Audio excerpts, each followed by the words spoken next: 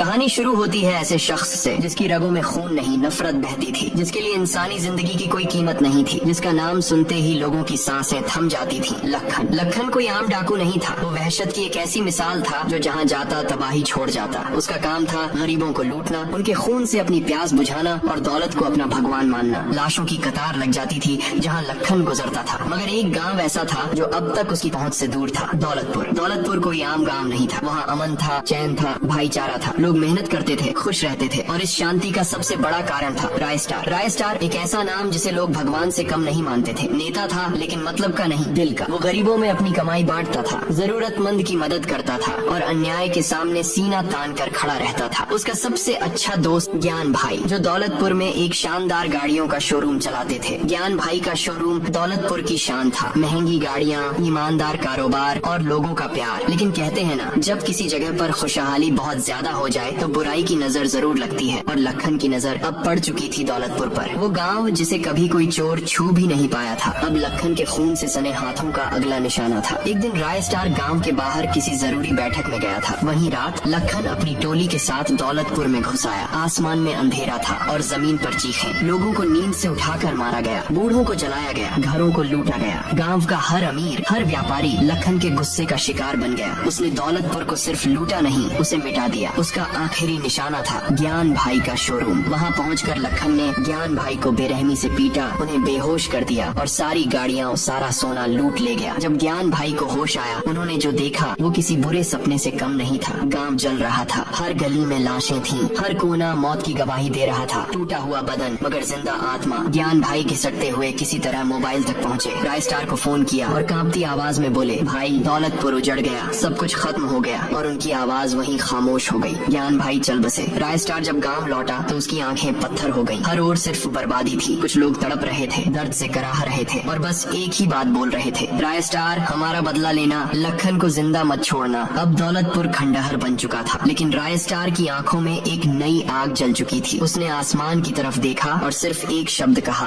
अब लखन बचेगा नहीं।